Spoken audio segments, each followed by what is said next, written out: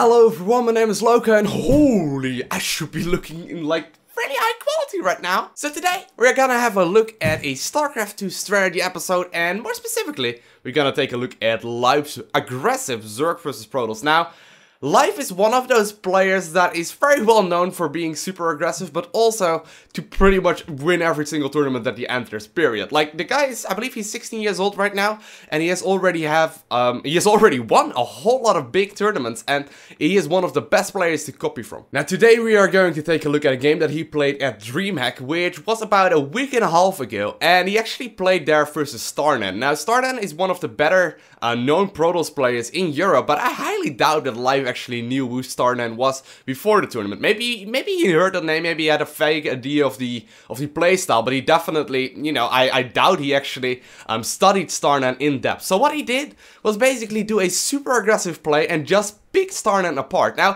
StarNaN is no slouch himself. He's actually a Grandmaster level Protoss on the European server, so he's still one of the best players in, you know, maybe not in the world, but he's still a very, very good player. And Life just completely picked him apart, even though he basically had a huge build order deficit. So first of all, we are going to take a look at the game super quickly. We are going to rush through the gameplay, and after that we are going to copy the game and then take a look at how we are actually able to maybe copy the exact gameplay and use it in our own games. So here we are in a game between StarNaN and ST Life. Now, as you can see, we are rushing through it for a little bit, and we are just gonna have a look at a fake outline of this game, so we know what we are gonna have to expect. So as you can see, StarNaN is opening up with a gateway expand into a gas. You know, just pretty standard right now, but one of the most safe openers that you can go for. Whereas meanwhile, on the other side of the map, Life is not opening up with an early hatchery at all. He's actually opening up with a gas first, followed up with a spawning pool, followed up with Zergling speed, and then he eventually attacks. So as you can see, he's already having a bunch of Zerglings out now. This is super aggressive, and considering StarNaN went for pretty much the safest opener that is available in the book of the Protoss, you know, he shouldn't be having really any problems with this, right? Now, what does Life do? Well, he basically just makes more Zerglings and does a whole lot of damage. And as you can see, he's just picking off a probe here and then, getting a sentry out, and meanwhile, he's picking off the natural of StarNaN. Now, this is something that is really highly unorthodox, and as you can see, it already shows the insane aggressive potential that Life has. And meanwhile, you know, he's just happily making more drones at his natural base while denying his Protoss opponent. Now, just droning up, just having a little bit of fun with his Protoss, and just poking around and checking out what StarNaN is up to. Now, as you can see, StarNaN is not really, like, he doesn't really know how to respond to this. He doesn't usually play against this kind of aggression. So he's going for a Stargate follow-up with a Phoenix into a... Oh, but as you can see, there's a whole lot of Roaches already, once again, at the front base, once again denying the natural of StarNaN. And StarNaN is gonna try and defend this the best he can, but he still does not have his natural up, whereas Life himself already has the third up. Now, once again, Life is going to get a little aggressive, a little bit of a sloppy move right there, losing a bunch of Zerglings. But as you can see, the Stargate play has been recognized, and Life is going to transition into Hydralisks. And Hydralisks are going to be the counter to pretty much everything that StarNaN has. And once again, Life is going to go super aggressive without really allowing this third base, or this natural rather, to ever go up from his Protoss opponent. Once again, going to target fire down the Nexus. And the Nexus is pretty much never gonna go up. Now, meanwhile, he is having a third base up. He's going to start droning this base up as well. And he's just having an insane potential of units. Whereas his opponent, StarNaN, really didn't even get his natural up. Okay, so how can we copy this gameplay? Because it is really awkward, right? This is something that is super aggressive and totally not standard currently, because pretty much every Zerg player right now plays kind of a textbook heavy Zerg, whereas they take a third base early, they drone up really greedily, and then they go ahead and eventually start making army. But in this specific game, Life is actually dominating the game and not playing responsive at all. Wow, he's getting Hydralisks eventually, which I guess is some sort of a response, but he is dominating the game and he is dictating what StarNaN is having to do. Now, this is something that is totally not normal for Zerg players. So let's have a look at the attack waves that he does. So I think we can split up the game in pretty much 3 phases. First of all, it is the Zergling phase, where he is going super aggressive with his Zerglings, and he is meanwhile, while he's being aggressive with denying the natural, he is meanwhile droning up his natural. The second attack wave comes with Roaches and Zerglings. As you can see, once again StarNaN is trying to throw down the Nexus, but he does not allow it. Life just simply does not allow it, as he has already Roaches. Once again, as a follow-up, he is droning up once again. He's actually not making any more Roaches while he's making drones. Then the third wave of attack is basically when Life finishes off the game. He gets Roaches and Hydralisks, and as you can see on the production tab, he is reinforcing this entire thing with Zerglings, which is sort of like the third attack wave that he does in the game. So first of all he attacks with Zerglings, then he attacks with Zerglings and Roaches, and then eventually he attacks with Hydralisks, Roaches and Zerglings. Okay, so how did Life actually do this entire thing? Because considering the gateway expand that StarNaN was going for, that should pretty much straight up counter out any kind of Zergling aggression, right? The Zergling aggression, the 14 gas, 14 pool that we will see shortly, basically straight up wins versus Nexus expand, but it shouldn't really work versus the build order that StarNaN was going for, right? Let's have a look at the exact build order. So the first attack wave of this game basically comes with only Speedlings. Now the Speedlings are going to be there to pretty much just flat out win versus any kind of Nexus play, but he will also be able to apparently counteract gateway expand. So he opens up with the 14 gas geyser into a 14 spawning pool. Here we go, spawning pool going down, and at that point he is just going to make one more drone and actually make an overlord. So there we see the overlord going down. So far it's 14 gas, 14 spawning pool into a 15 overlord. At this point he stops droning for a little bit, and once the spawning pool finishes, he starts a queen. At 100 gas he pulls drones off gas and he starts Zergling speed. At this point he also starts Zergling production.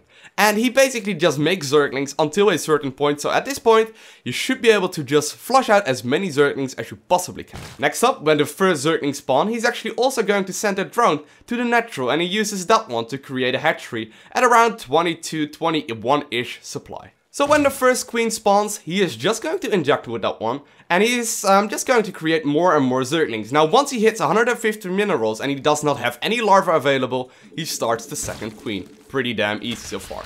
Meanwhile, he's instantly pushing out with the Zerglings that he created. So in this case, his opponent is going for a gateway expand, and he's going to do as much damage as he possibly can, but not really going to risk it too much. Now the real question is, when does he go back to droning? As you can see, at this point he's still just making more and more Zerglings. Well, the point where he stops droning, while this aggression is going on obviously, the point where he goes back to droning is when the second inject pops off. As you can see, this is the second amount of larvae that pops off, and he instantly goes back into making drones only. So he figures, I got enough Zerglings right now to do enough damage, I will be able to counter out the Nexus that my opponent has, so I don't really need to do anything else, so he goes back to droning. So that basically covers the attack wave number 1. Pretty damn easy, right? 14 gas, 14 pool. Then once the Zerglings spawn, he takes a drone to the natural and makes it into a hatchery, and he pretty much gets 2 queens up as soon as he possibly can, while pulling drones off gas at 100 gas. Let's have a look at the second attack wave. So the second attack wave obviously involves only Zerglings and Roaches. So when is he going to put drones back in gas? Well, you know, it's kind of a bit of a random timing, but it is while he's doing a lot of aggression, so the multitasking is rather hard. But after he's droning up, he actually is just putting drones back in gas right around the 550-ish mark. And a little bit later, when he already has a bunch of gas saved up again, he actually starts a Roach Born right around 6 minutes and 40-ish seconds, which is right around 80 gas. As you can see, while this is all going on, the only thing that he is really creating is drones. He's not really focused on making any more Zerglings than he has, but the Zerglings that he does have, you know, they are just basically running around and doing some multitasking, trying to put a little bit of pressure on StarNaN, but not really trying to focus anything down whatsoever, just trying to be a little bit annoying with those. Still just making more drones, and once the Roachborn finishes is actually when he decides to start a whole lot of Roaches right away. Once the Roachborn finishes, he instantly starts as many Roaches as he possibly can. As you can see, as many as he can are going down right now, and once he runs out of gas and he can't create any more Roaches, he starts a second gas geyser and he's going to start reinforcing the Roaches that he's creating with only Zerglings. Once again, he instantly sends the Roaches across the map to do as much aggression as possible. He is also rallying everything just straight across the map, and also the Zerglings that he is creating right now are going to be rallied straight to the other side of the map. At this point, when everything is running out and he is actually on the other side of the map doing a lot of aggression to his opponent, he once again goes back into massive amounts of drones. So yeah, that covers the second part of the attack wave. So the first attack wave was with a lot of Zerglings, the second one was with a lot of Roaches and Zerglings, and he did that to simply add drones back in gas, start a Roach war and make as many Roaches as he possibly can. Once he runs out of gas, he starts a second gas geyser and reinforces the rest with Zerglings. Once his units arrive on the other side of the map, he goes back to droning up the natural base. So let's have a look next at the third attack wave, which is gonna be Hydralisks, Roaches and Zerglings, so he will need to tech up quite a little bit to reach that amount of stuff. So while all the aggression is going on, he starts a lair. Meanwhile, he's just making more drones, but he starts a lair as soon as his units are on the other side of the map. Next up, he starts double gas guys in the natural once he realizes he's max saturation in the natural and he's just making more drones, as well as an evolution chamber a little tiny bit later. At this point he recognizes that his economy is big enough, so he simply starts a third base as soon as he possibly can as well. Once the evolution chamber finishes, he starts +1 missile attack. Once the lair finishes, he starts Glio reconstitution, which is roach speed, and shortly after he will also start the Hydralisk den. Meanwhile, while this is all going on, well, you can guess what is up. He's just making more and more drones until he reaches max saturation on 2 bases, which means 16 drones on minerals, as you can see on top of this little hatchery, 6 drones per base in gas, and he also has it in the main base. At this point he stops droning up and he makes a few overlords and just waits for his Hydralisk den to finish up. Once the Hydralisk den finishes up, he's just going to make a whole lot of Hydralisks and he's going to follow it up with more and more Roaches.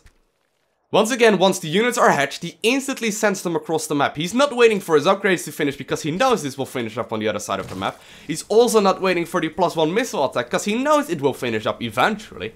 And he's just going to do as much aggression as he possibly can while waiting for his reinforcements to arrive. Just trying to do as much damage as possible. And at this point, 12 minutes into the game, the mineral patches, like this mineral field is only 10 minerals so far mined from it. The natural has never really been able to go up, and once his Roaches and Hydralisks arrive on the other side of the map, he's going to reinforce it with really fast units, which are obviously going to be Zerglings. So he's going to reinforce it with 28 Zerglings. And while this is all going on, once again, while he recognizes that he will be able to pretty much take the game at this point, he's going to play it safely and drone up the third base. He's going to once again make drones while all the aggression is going on. So yeah, that is pretty much it. I hope you guys enjoyed this episode of StarCraft 2 Strategy. If you did, leave a comment in the section below as well as a thumbs up. And if you want to see more, subscribe and you will get a little notification as soon as I upload new videos. I want to thank you guys all for watching. Have an amazing day. Do not forget to smile and hopefully I will see you in the next episode. Bye!